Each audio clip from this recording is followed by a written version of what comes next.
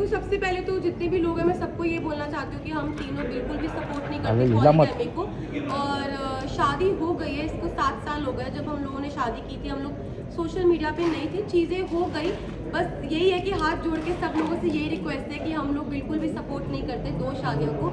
और उस टाइम पे जब मैं बिग बॉस के घर में थी तो ऑलमोस्ट मुझे 35 डेज हो चुके थे। 35 दिन से अपनी फैमिली से दूर थी, पायल से दूर थी, अपने बच्चों की कोई खबर नहीं थी।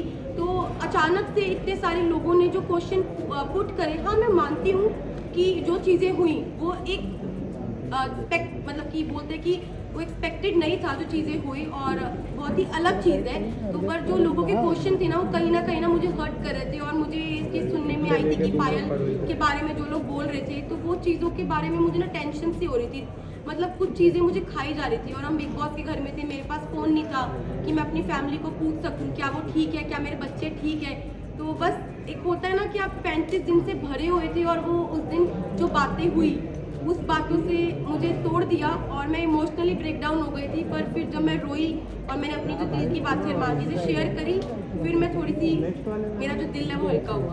आप लोगों ने प्रेस कॉन्फ्रेंस के बाद मीडिया को पूरा दोषी करारा अरमान जी ने और रणवीर जी ने कि मीडिया ने आकर ये बोला क्योंकि मीडिया के पास कोई मुद्दा नहीं था।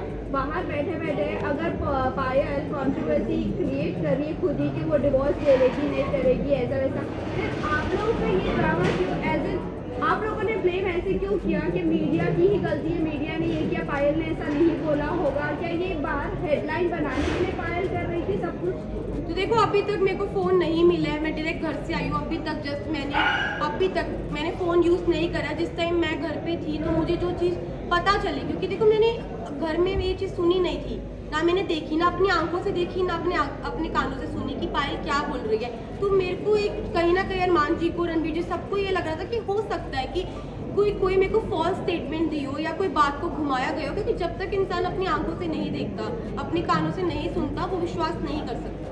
लेकिन अरमान जी ने पूरे सीजन में एक दूसरे की सुनते हुए लोगों के ऊपर तहमतें भी लगाई और उन्होंने बराबर से जवाब भी दिया। वो आपको नहीं लगता है कि वो सही है? अगर लवकेश के बारे में कोई आकर बोल रहा है कि वो सेट आउट कर रहा है तो वो बराबर से उनको ऐसा लग रहा है कि हाँ वो सच बोल रहा है। लेकिन जब हम आकर कोई मीडिया आकर आपको बोल रही है तो वो आपको गलत लग रहा है। वही मुनव्वर ने भी आपकी सेम बात बोली, डिवोर्स वाली बात, तब भी आपको नहीं यकीन हुआ? नहीं, मुझे यकीन नहीं हुआ। क्योंकि देखो ये जो बात है ना बहुत ज़्यादा, आप समझो मैं घर के अंदर हूँ, 40 दिन से घर में अंदर हूँ, अचानक से कोई ये बात बोलता है, पायल डाइवोर्स वाली बात में बोल रही है। ये कितनी शॉकिंग बात थी कि इसकी वजह से मैं पूरे 2 दिन इतना ब्रेक डाउन रही हूँ, इतने इमोशनली, मतलब हर चीज़ से मैं जूझ रही थी उस घर के अंदर। तो मुझे कहीं ना कहीं लग रहा था कि मैं अपने दिल को ये चीज़ समझा रही थी कि क्या पता ये बात सच हो, क्या पता ना हो। क्योंकि मेरे को यही था मैं बाहर जाऊँ और मैं पायल से डायरेक्ट बात करूँ। जब मैं घर से बाहर निकली टॉप 5 में, जब मैं इस रेस से बाहर निकली, मैं बाहर निकलते ही स्टेज पे पायल थी और मैंने उससे पूछा तू ठीक है ना? उसने बोला हाँ मैं ठीक हूँ। बाकी बात की। अभी तक मैंने फ़ोन अपने